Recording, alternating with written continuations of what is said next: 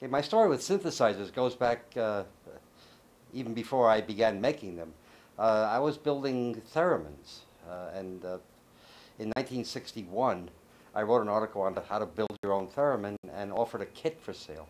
I sold a lot of kits, so I figured, aha, I know how to make money in the kit business. So I started a small shop in 1963, and the first kit I designed was a musical instrument amplifier kit that was battery powered. And it was the wrong product. It was too expensive and not what people really wanted.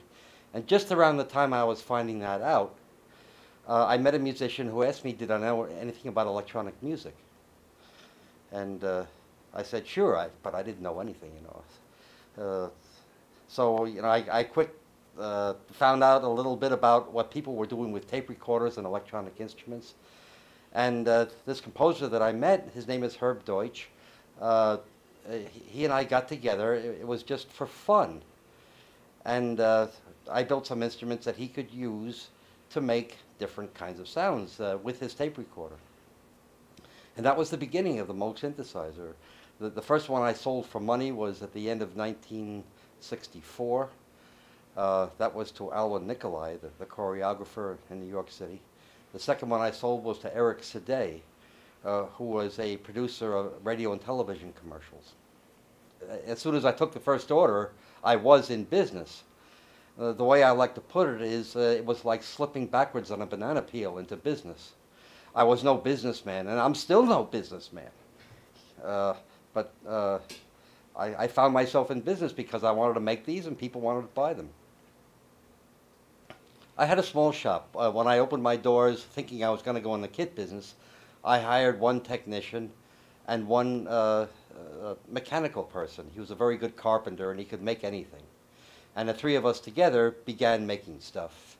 The technician always teased the carpenter that wood was an inferior old-fashioned material, and the carpenter teased the technician.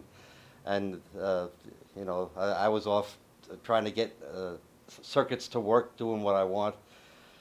And little by little, we began to act like a business, but it was more just three people getting together and doing what they knew how to do.